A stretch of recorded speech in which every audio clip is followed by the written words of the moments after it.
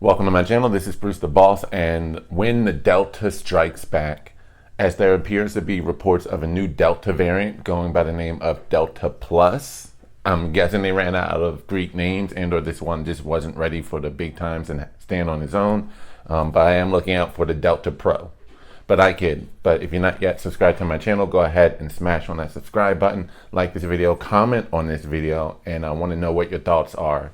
So it's been reported that there have been 2 new cases of the Delta Plus variant in South Korea after over 70 cases being reported, obviously, in its originating country of India, as well as a couple of cases, but nothing quite yet stronger overtaking in the United Kingdom and the United States. It's still a little too early to tell, but by all indications, experts are stating that it doesn't appear as though this Delta Plus variant is as transmissible as the original Delta variant. And it seems to, but it's still a little too early to tell, not enough cases and or data to support it, but it appears to also be protect those who are jabbed or vaxxed. The antibodies from that jab or vax seem to still be more or less effective against this new Delta Plus variant. Although again, a lot of experts still want more data to show just how protected those who get the jab are from the antibodies from said jab, and whether or not if this new Delta Plus variant can evade it. Because I did a video on the CDC leaked last week. Go ahead and check that video out. But they did talk about the original Delta variant and how it does appear to be affecting those who do get the jab and receive antibodies still can get the virus and transmit the virus just as easily as those who don't get the jab. That the viral load is exactly the same, but here's the caveat so no one gets me for misunderstanding or trying to, what's the word I'm looking for? I guess misinterpret what they're saying. And they are saying that it is less likely for you to transmit, but if I had to break it down a little bit more based upon my understanding, the reason why they say it's less likely for you to transmit if you get the jab is because yes, your viral load is exactly the same as someone who does not get the jab, but it's not the same for as long. They don't know how long that protection, how long that lasts. They are guessing at this point by saying maybe 1 or 2 days. But the idea is that while the viral load is exactly the same for those who get the jab versus not getting the jab, it's not for as long. So you may be able to as easily transmit it to other individuals for, let's say, the first 24 or 48 hours. But then after that, you're less likely as your viral load decreases at a much faster rate than those who don't get the jab and don't receive the antibodies from said jab. Also, those who do get the jab seem to be protected from any severe or fatal cases or symptoms from the virus. So they can get it, but be more likely to either be asymptomatic and or mild. Now, one of the message I want to send out to you, everyone, on this video, as we're still talking about the Delta in general and not just this Delta Plus, is to let love guide you, not fear. Look into what they're actually saying and what they're not saying.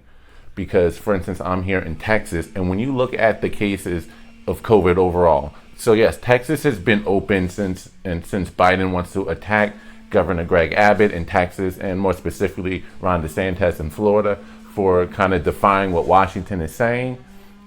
Look at what's actually going on. So when you look at what's going on here in Texas, for instance, yes, cases are rising a little bit, just a little bit, and hospitalizations, but still not at the peak levels of what we were at during the winter months of December and January.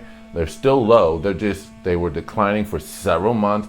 All throughout the summer, everything was fine. It wasn't until mid-July things started to go on the upward trend, and still on that upward trend, but still much lower than what we were again in February and even in March for that matter when we first opened up fully. But what they don't tell you is that those who are young, for instance, you got to take into account that the virus does not affect everybody the same. It's no such thing as natural immunity, but you do have protections in an immune system for those who are young and healthy. Because when you look at the demographics, those who are between the ages, those who are under 50, I'll just put it like that, those who are under 50 represent the overwhelming majority of cases, keyword being cases, not hospitalizations, not individuals who are filling up the urgent care rooms with severe or moderate symptoms. They're just saying cases, repeat that. And then when you look at hospitalizations, yes, it's on an increase, but it's the elderly who are making up the more severe and moderate cases. It's the elderly who are succumbing to the virus greater than any other demographic group. Those who are over 50, especially over 60, despite the fact that that same group makes up the severe minority of cases, they make up the majority of the more severe symptoms and results. And so we need to be careful of how we present what's going on here and not present it as though everyone is affected exactly the same. Fact of the matter is, the majority of the more severe cases are individuals who are either elderly, over 60, and yeah, when you get into your 50s, you kind of fall into that category more so, but it's even worse as you get older into your 60s, but also those who are obese and massively overweight. And I'm not talking about the BMI index that would otherwise label someone like LeBron James as overweight. I'm talking about actually really overweight and or obese. Make up over 80% of all hospitalizations, over 90% of all fatalities.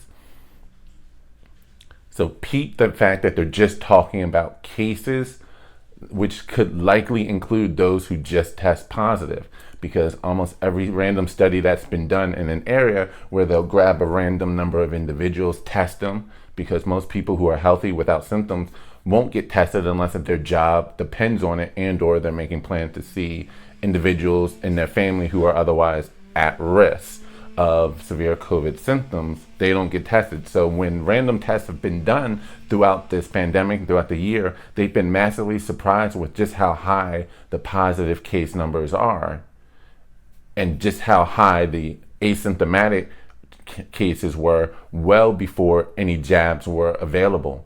It was as high as, within the range of 88 to 90% of individuals who were asymptomatic.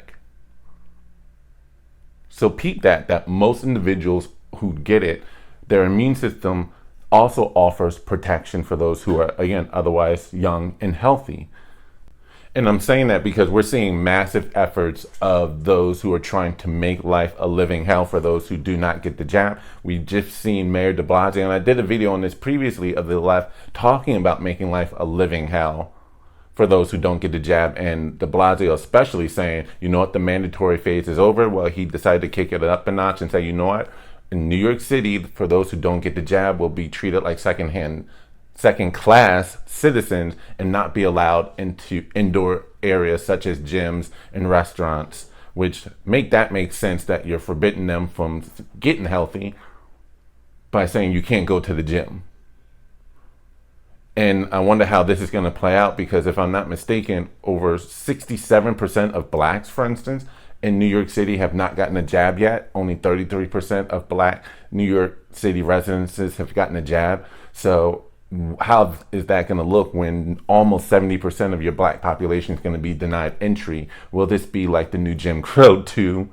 So I love it how they say somehow blacks are disadvantaged when you ask for something as simple as an ID, and that it's racist to ask for that, and yet now it's somehow not racist to say you got to get the jab and then have ID to show proof that you got the jab. So make that make sense, but I digress.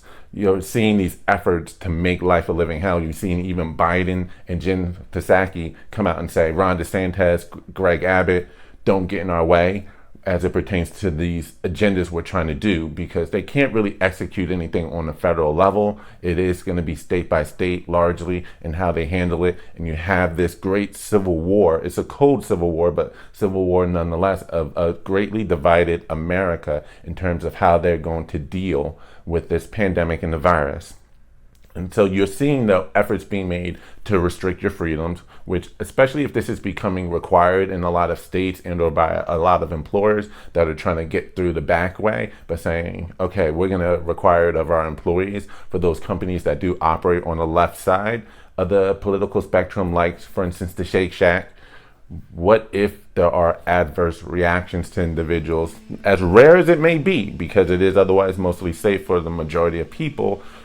If you do get an adverse reaction, would that qualify as workman's comp and or job work related injury? I wonder. But we're seeing these assaults on your freedom to choose. Does it even really make sense? They're even going to come at people as the Delta variant spreads. But again, spread cases of individuals who are otherwise healthy can operate through life just as normal, either no symptoms or the mild symptoms at best, like a bad cold, that they can still operate. In fact, I think that's the norm for most young people in their 20s and 30s as it pertains to those who test. Again, they'll either be asymptomatic the entire time and or at worst a few symptoms here or there for a couple of days and then back on their feet. And then they develop the antibodies to protect them later on if they get reinfected, no different than those who get the jab. Why are we not talking about that? Why are we not focused on that? And why are all these efforts to censor any information as it pertains to the actual science that goes against the narrative that they're trying to push of lockdown, lockdown, lockdown, get the jab? Not saying you shouldn't get the jab, but just saying, why are they pushing this singular narrative and there's no other way? Follow the science, and yet science has always been about debate and observing the data and making sure it works, but being able to discuss all of the data. And we're not even allowed to talk about anything in greater detail that goes against what the World Health Organization says or the CDC. Even if you have other doctors and other findings that may counter that, you're not even allowed to talk about all of the medications that you can take to treat it. Not saying cure, but just treat. Because there's an agenda to really push this vax that is making billions of dollars for big pharma. So that's the video. Let me know what you think in the comment section below. Like this video, share this video. Don't forget to subscribe to the channel. Once again, this is Bruce the Boss, and I'm out. Peace.